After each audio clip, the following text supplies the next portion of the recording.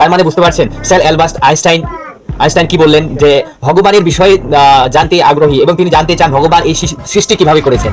তো Albert Einstein যে বিখ্যাত বিজ্ঞানী, সে এই বিষয়গুলোকে আপনাদেরকে বলছেন। এবং তারপরে আরো আছে জর্জ ওয়াল্টজ, নোবেল পুরস্কার বিজয়ী, ঠিক আছে। অর্থাৎ আমরা এমন একটি বিশ্ব সংস্থার মধ্যে নিজেদেরকে দেখি যেখানে প্রাণীর বিকাশ হচ্ছে এবং তার একান্ত প্রয়োজন বিশেষ পদার্থ শক্তির সহামত এখানে রয়েছে। কেউ যতই গভীর প্রবেশ করতে থাকে ততই জীবের ধারণা ও ব্রহ্মাণ্ডে লক্ষণীয় সূক্ষ্ম নিখুঁত ব্যবস্থা শৃঙ্খলা প্রতীকমান হয়ে থাকে। তো ইনি ওটা বললেন। এবং আরো আছে স্যার রাজ্জাক পেনরোজ, ইনি বলছেন আমি বলবো যে বিশ্ব ব্রহ্মাণ্ড সৃষ্টির পিছনে একটি বিশেষ উদ্দেশ্য রয়েছে। তো বিজ্ঞানীরা এত সুন্দরভাবে সৃষ্টির বিষয়টাকে গভীরতাকে বুঝতে পেরেছেন যে আমরা সেই জিনিসটাকে বুঝতে পারছি না। তো ভগবান, এর পিছনে যে ভগবান আছে সেই বিষয়টা একটা বিজ্ঞানী কিভাবে প্রকাশিত করছে, বলছে যে আমরা একটা আর্ট যখন আমরা দেখি যে কেউ আর্ট ড্র করেছে, দেখি যে একটা আর্ট ড্র করেছে, সেই আর্টের মধ্যে কি আমরা ফুল টুল হাবিজাবি অনেক কিছুই দেখতে পাই।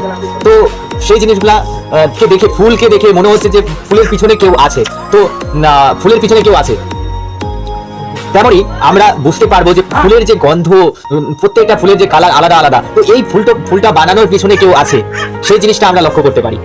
তো এরকমই অনেক সায়েন্টিস্ট বিজ্ঞানী আছেন যারা ভগবানের যে অস্তিত্ব আছে সেই বিষয়টাকে গভীরভাবে জানেন। সনাতন ধর্ম বিশ্ব সভ্যতা, আজকে আমরা ইউথ যারা আছে তাদের উদ্দেশ্যে এই ভিডিওটা বানাচ্ছি। তো এই ভিডিওতে বিজ্ঞান যে ভগবান সনাতন ধর্মের সঙ্গে যে যুক্ত আছে সেই বিষয়টাকে আমরা আজকে তুলে ধরবো।